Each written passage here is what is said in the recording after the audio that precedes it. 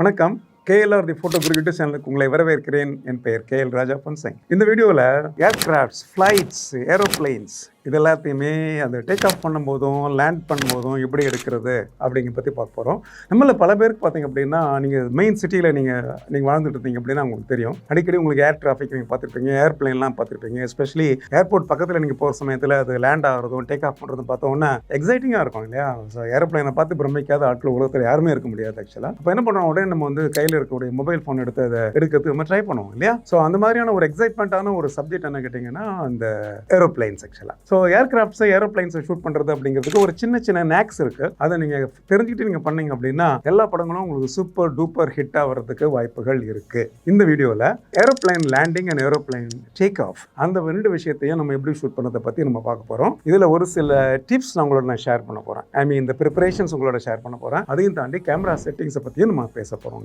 இந்த வீடியோவை நீங்கள் முதல்ல இருந்து கடைசி வரைக்கும் பாருங்கள். அப்போ தான் உங்களுக்கு வந்து ஏரோப்ளைனை ஃபோட்டோ எடுக்கணும் அப்படின்னா எப்படி எடுக்கிறது அப்படிங்கிறது உங்களுக்கு தெரியும். நீங்கள் ஒரு ஹாபிஸ்டாக இருந்தாலும் பரவாயில்ல, இல்லை ஒரு ப்ரொஃபஷனலாலும் பரவாயில்ல. ஆக்சுவலாக இது ஒரு சப்ஜெக்ட் ஆஃப் இன்ட்ரெஸ்ட், எல்லாருக்குமே பிடிச்ச ஒரு சப்ஜெக்ட்டை அதை எப்படி ஹேண்டில் பண்ணுறது அப்படிங்கிறத பார்ப்போம். வீடியோக்குள்ள போகிறதுக்கு முன்னாடி இது வரைக்கும் நீங்கள் KLR the photo YouTube channel subscribe பண்ணாமல் இருந்தீங்க அப்படின்னா இமீடியட்டாக சப்ஸ்கிரைப் பண்ணுங்க, பெல் பட்டனையும் தட்டி விடுங்க. அப்போ தான் ரிலீஸ் பண்ணக்கூடிய இந்த மாதிரி வீடியோஸ் உங்களை வந்து சேரும். ரீசெண்டாக நான் சுவிட்சர்லாந்து போன சமயத்தில் வானத்தில் எக்கச்சக்கமான flights left and right fly பண்ணுறதும் லேண்டிங் அண்ட் டேக் ஆஃப் அப்படிங்கிறத ரொம்ப அடிக்கடி நான் பார்த்துக்கிட்டு இருந்தேன். ஆக்சுவலாக அப்போ எனக்கு ஒரு தோணுச்சு, ஆக்சுவலாக ஏன் இது ஒரு சீரியஸான விஷயமா எடுத்து நம்ம கொஞ்சம் ஷூட் பண்ணலாம் என்ன அப்படின்னு தோணுச்சு. உடனே நான் வந்து என்னுடைய ஃப்ரெண்ட்ஸ் அங்கே இருந்தாங்க பார்த்தீங்களா, நான் ஆக்சுவலாக வந்து ஃபோட்டோகிராஃபி ஒர்க் ஷாப் கண்டக்ட் பண்ணுறது வேண்டி தான் அங்கே போயிருந்தேன். ஸோ அப்போ ஒர்க் ஷாப் முடிஞ்சதுக்கப்புறம் ஒரு 10 days நான் ஃபுல்லாக ஊர் சுற்றி பார்த்துட்டு இருந்தேன் இல்லையா. அப்போ என் கூட வந்து திரு சோபன் அப்புறம் திரு முரளி அவங்க ரெண்டு பேர்ட்டையும் நான் சொன்னேன், ஏர்கிராஃப்ட் டேக் ஆஃப் அப்புறம் ஏர்கிராஃப்ட் லேண்டிங் அதை இங்கே எடுக்க முடியுமா, எங்கே எடுக்க முடியும், அதுக்கு ஏதாவது பாசிபிலிட்டிஸ் இருக்கான்னு கேட்டோம். அப்போ அவங்க சொன்னாங்க, இங்கே aircraft take off and landing பார்க்குறதுக்கே தனி இடங்கள்லாம் இருக்குது. அங்கேருந்து நீங்கள் பார்த்தீங்க அப்படின்னா டேக் ஆஃப் அண்ட் லேண்டிங்லாம் உங்களுக்கு இன்ட்ரெஸ்டிங்காக இருக்கும், பார்க்குறதும் பார்க்கலாம், ஃபோட்டோஸ் எடுக்கிறதும் எடுக்கலாம் அப்படின்னு சொல்லிட்டு சொன்னாங்க. அது ரொம்ப இன்ட்ரெஸ்டிங்காக இருந்துச்சு ஆக்சுவலாக. ஏன்னா அப்படி தனியாக அதை பார்க்குறதுக்குன்னு சொல்லி ஸ்பெசிஃபிக்கான சில லொக்கேஷன் அவங்க பிளான் பண்ணி வச்சுருக்காங்க. அப்படிங்கும்போது அந்த இடம் நமக்கு கம்ஃபர்டபுளாக இருக்கும் இல்லையா. அதனால் இந்த வாண்டேஜ் பாயிண்ட் என்னங்கிறத முதல்ல கண்டுபிடிங்க. அந்த வாண்டேஜ் பாயிண்டில் போய் இருக்கிறதுக்கு நீங்கள் ட்ரை பண்ணுங்கள் ஆக்சுவலாக. அண்ட் மோஸ்ட் ஃப்ரீக்வெண்ட்டாக எந்த நேரத்தில் flights landing and take of நடக்குது அப்படிங்கிறத கவனித்து அந்த நேரத்தில் அங்கே போங்க. மோஸ்ட் ப்ராப்ளி ஏர்லி மார்னிங் ஜாஸ்தி இருக்கும், அப்புறம் லேட் ஈவினிங் ஜாஸ்தி இருக்கும் உங்களுக்கு. இது நார்மலாக தான் எல்லா ஏர்க்ராஃப்ட்லையும் பார்த்தீங்கன்னா இந்த டைமில் தான் உங்களுக்கு மேக்ஸிமமான ஒரு ஃப்ளைட்டோடைய வேகன்சி டிராஃபிக் இருக்கும். இதே டிராஃபிக் இருக்கப்போ போக சொல்கிறேன் அப்படின்னா அப்போ தான் உங்களுக்கு வந்து பாசிபிள் குட் ஷாட்ஸ் கிடைக்கும். ஒரு ஃப்ளைட் போயிடுச்சு, அடுத்த ஃப்ளைட் வரதுக்கு 1/2 hour ஆகும் அப்படின்னா அது வரைக்கும் அங்கே நிற்கிறது அப்படிங்கிறது எனக்கு பயங்கர போரிங்காக இருக்கும் இல்லையா. ஸோ ஒன் ஆஃப்டர் அனதர் உங்களுக்கு டேக் ஆஃப் ஆகுது, ஒன் ஆஃப்டர் அனதர் லேண்டிங் ஆகுது அப்படின்னா நமக்கு வந்து இந்த சக்ஸஸ்ஃபுல் ஷார்ட்ஸ் அப்படிங்கிறது ரொம்ப ஈஸியாக கிடைக்கிறது வாய்ப்புகள் இருக்குது. அதனால தான் நான் சொன்னேன் உங்களுக்கு. அதனால் டிராஃபிக் டைம் அதிகமாக இருக்கிற மாதிரி நீங்கள் எடுத்து போங்க. அண்ட் அதையும் தாண்டி இந்த வாண்டேஜ் பாயிண்ட் அப்படிங்கிறத கொஞ்சம் மாற்றிக்கிறதுக்கு ட்ரை பண்ணுங்க. ஒரே இடத்துல இருந்து எல்லா ஃபோட்டோவும் எடுத்துகிட்டு இருக்காதிங்க. ஒரு ஏன்னு ஒரு இடத்துல இருந்து எடுத்தீங்க அப்படின்னா கொஞ்சம் மூவ் பண்ணி பீன்னு இன்னொரு இடத்துக்கு போங்க, அப்புறம் சீன் இன்னொரு இடத்துக்கு போங்க. ஆக்சுவலாக இப்படி வேறு வாண்டேஜ் பாயிண்ட்டுக்கு போனீங்க அப்படின்னா அந்த படங்களில் ஒரு சின்ன வேறுபாடுகள் உங்களுக்கு தெரியும். அதையும் தாண்டி இந்த பிக்சரை நீங்கள் கம்போஸ் பண்ணும்போது flight landing and take of compose பண்ணுற சமயத்தில் ஒரு யூஸ்வலான ஒரு ஸ்கை மாத்திரம் பேக்ட்ராப் வர்ற மாதிரி வச்சு எடுக்கிறத கொஞ்சம் அவாய்ட் பண்ணிக்கோங்க. கொஞ்சம் நீங்கள் லோ ஆங்கிள் போங்க, தரையில் கூட உட்காந்துட்டா சில படங்கள் அப்படி தான் எடுத்திருக்காங்க. எனக்கு காமிச்சிருக்கேன் பாருங்களேன்.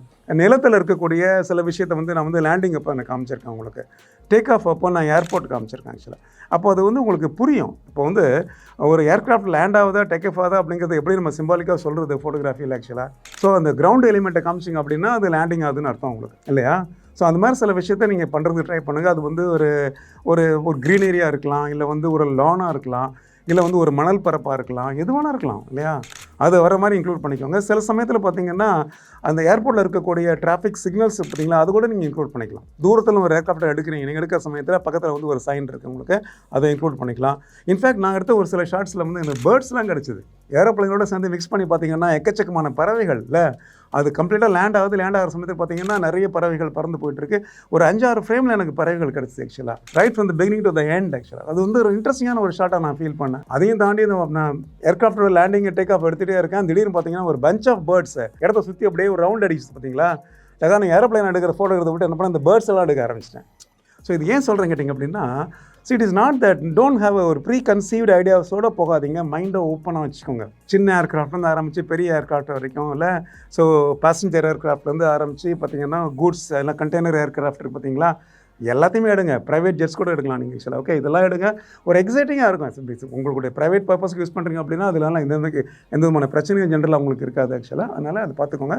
ஒரு சில ஏர்போர்ட்ஸில் நீங்கள் வந்து டேக் ஆஃப் அண்ட் லேண்டிங் எடுக்கிறதுக்கு ஒரு சில இடத்துல நிற்கணும் அப்படின்னா பெர்மிஷன் வாங்க வேண்டியிருக்கும்.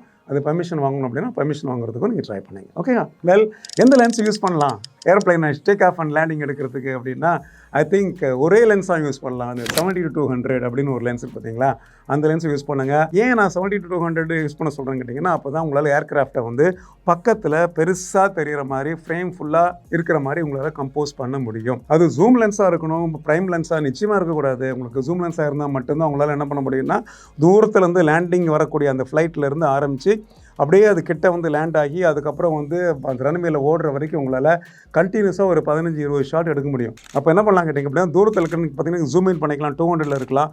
அப்படியே ஃப்ளைட் லேண்ட் பண்ண வர நீங்கள் ஜூம் அவுட் பண்ணி கொஞ்சமாக வந்துட்டு கடைசியில் 70 வந்தீங்க அப்படின்னா ரன்வேல ஓடுறப்ப உங்களுக்கு பக்கத்தில் ஓடும்போது அந்த ஃப்ளைட் ஃபுல்லாக கவர் ஆகி கிடைக்கும் ஆக்சுவலாக. ஸோ உங்களுடைய காம்போசிஷனை நீங்கள் பர்ஃபெக்டாக நீங்கள் பேலன்ஸ் பண்ணி கொண்டு வரணும் அப்படின்னு நினச்சிங்க அப்படின்னா I think should go for a zoom lens.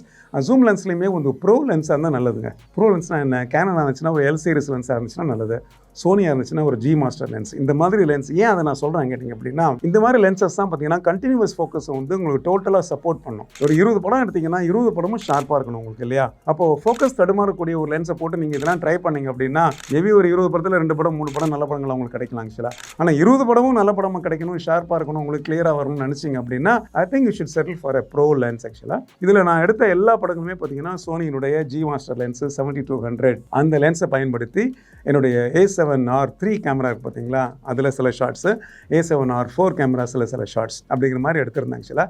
ஏன்னா ஒரு சில டெக்னிக்கலான சில விஷயத்தை நீங்கள் கரெக்டாக நீங்கள் எடுக்கணும் அப்படின்னா அந்த இடத்துல வந்து எக்யூப்மெண்ட்டோட சப்போர்ட் அப்படிங்கிறது இந்த இடத்துல இம்பார்ட்டன்ட் ஆக்சுவலாக. ஓகே, ஸோ உங்களுக்கு எல்லா ஐடியாவும் இருக்குது, ஆனால் எக்யூப்மெண்ட்டை சப்போர்ட் பண்ணலன்னா என்ன பண்ணுவீங்க இல்லையா. அதனால் அது மாதிரி வச்சுக்கோங்க. எக்ஸ்போஷர் மோட்ஸை பொறுத்தளவுக்கு நீங்கள் ஷட்டர் ப்ரையாரிட்டி மோடில் எடுக்க ட்ரை பண்ணுங்கள் ஆக்சுவலாக. ஷட்டர் ப்ரையாரிட்டி மோட் அப்படின்னா ஷட்டர் ஸ்பீடை நீங்கள் செலக்ட் பண்ணுறீங்க, கேமரா வந்து அப்பேச்சரை செலக்ட் பண்ணிக்கோங்க இல்லையா.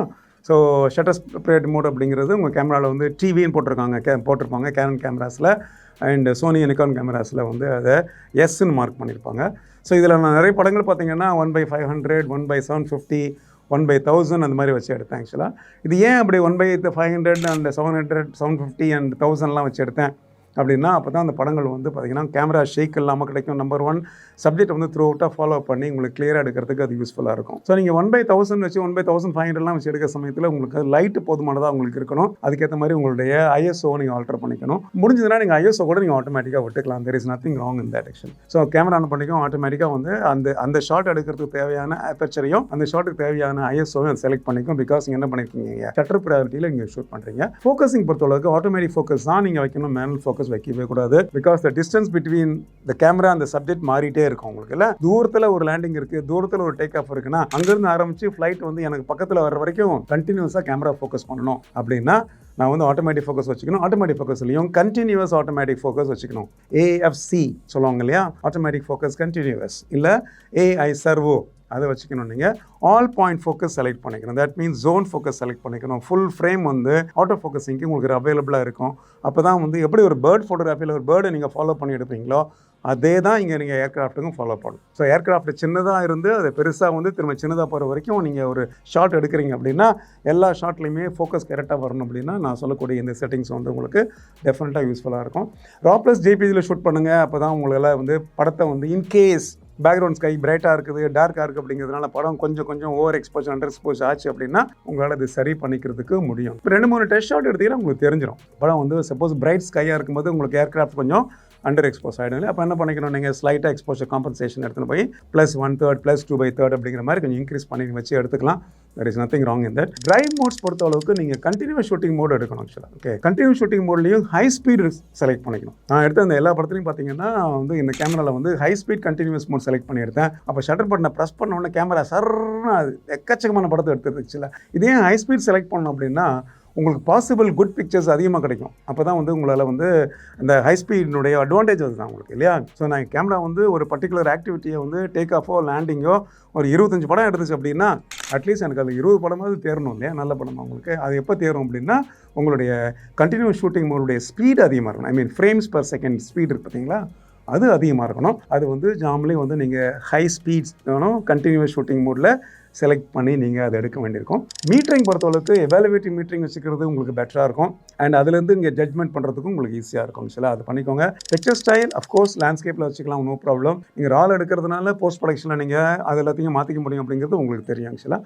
பட் நீங்கள் ஜேபிஜி ஷூட்டராக இருந்தீங்க அப்படின்னா அந்த இடத்துல நீங்கள் என்ன பண்ணிக்கோங்க, போர்ட்ரேட் வைக்காதீங்க, go for a landscape picture style. அப்போ உங்கள் படங்களுக்கு பார்த்தீங்கன்னா பளிச்சுக்கணும், நல்ல கான்ட்ராஸ்டோட நல்ல கலர்ஸோட பியூட்டிஃபுல்லாக வர்றதுக்கு வாய்ப்புகள் இருக்குது. குறிப்பாக நீங்கள் லேண்டிங் எடுக்கும்போது அந்த டச் டவுன் அப்படிங்கிறது ஒன்று பார்த்தீங்களா, ஏர்க்ராஃப்ட் வந்து ரன்வேல வந்து அப்படி டச் பண்ணும்போது பார்த்தீங்கன்னா அந்த டயர்ஸ் வந்து இந்த ரன்வேல பட்ட உடனே ஒரு பயங்கரமாக ஒரு புகைலாம் வரும் பார்த்துருக்கீங்களா, அதை எடுக்கிறதுக்கு நீங்கள் ட்ரை பண்ணணும். அதை மிஸ் பண்ணக்கூடாது. முக்கியமான ஷாட் அது ஆக்சுவலாக. ஓகேவா? ஸோ அங்கேருந்து மேலேருந்து அது டவுன் ஆகி வந்துகிட்டே இருக்குது எடுக்கிறீங்க, தட் இஸ் வெரி குட் ஆக்சுவலாக.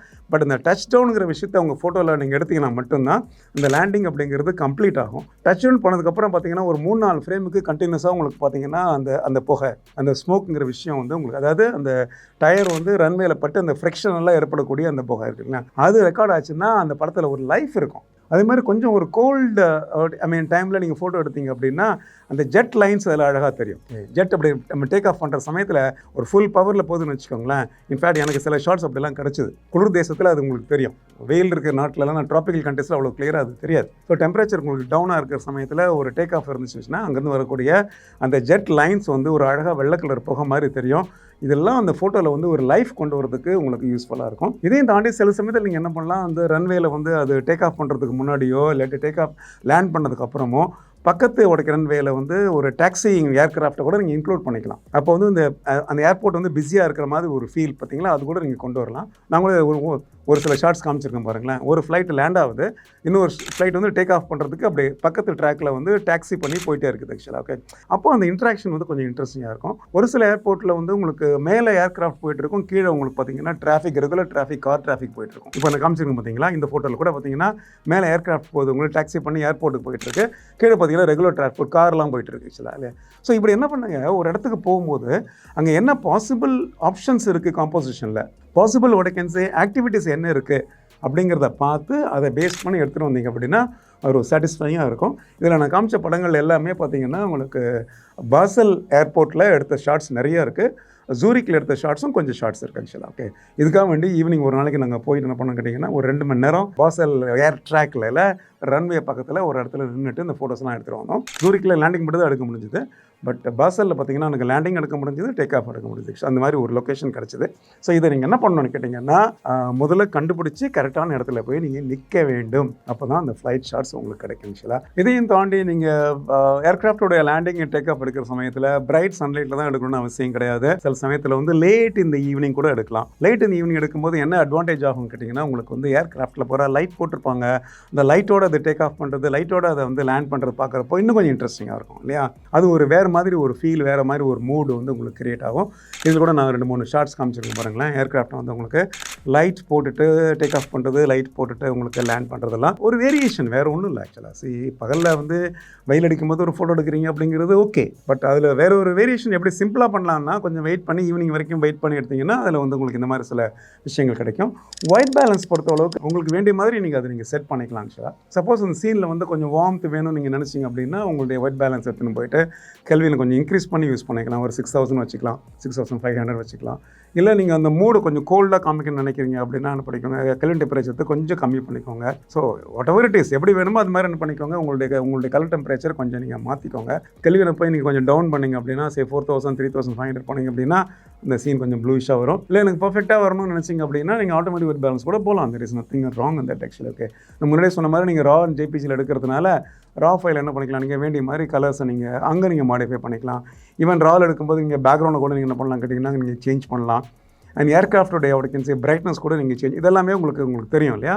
லைட் ரூம்லேயும் பண்ணலாம், நீங்கள் அடோப் கேமரா ராலையும் பண்ணலாம், நீங்கள் ஃபோட்டோஷாப்லேயும் பண்ணலாம். ஸோ உங்களுக்கு வந்து போஸ்ட் ப்ரொடக்ஷனில் வந்து உங்களுக்கு பெட்டர் நாலேஜ் இருந்துச்சு அப்படின்னா நீங்கள் எடுக்கக்கூடிய மிக சாதாரண படங்களை கூட உங்களால் என்ன பண்ண முடியும், அதை பெட்டர் பண்ண முடியும் அப்படிங்கிறது நான் சொல்லி உங்களுக்கு தெரிய வேண்டியதில்லை. எல்லா பாசிபிள் காம்பினேஷனும் காம்போசிஷனும் ட்ரை பண்ணுங்கள். அப்போ தான் அந்த ஷார்ட்ஸ் வந்து உங்களுக்கு இன்ட்ரெஸ்டிங்காக இருக்கிறதுக்கு வாய்ப்புகள் இருக்குது. ஓகே, இந்த வீடியோ முடிக்கிறதுக்கு முன்னாடி 2 பாயிண்ட் உங்களோட ஷேர் பண்ண விரும்புகிறேன். ஒரு பாயிண்ட் என்ன அப்படின்னா, aircraft landing and take of எடுக்கும்போது நீங்கள் ட்ரைபாட் யூஸ் பண்ணாதீங்க. ட்ரைபாட் யூஸ் பண்ண வேண்டிய அவசியம் இல்லை. ஏன்னு கேட்டிங்கன்னா, நீங்கள் லாங் லென்ஸ் போட்டிருக்கீங்க, ஷட்டர் ஸ்பீட் எடுத்துன்னு போய் 1/1000, 1/500, 1/1500 வைக்கிறீங்க பார்த்தீங்களா, அதனால் உங்களுக்கு கேமரா ஷேக்லாம் வராது.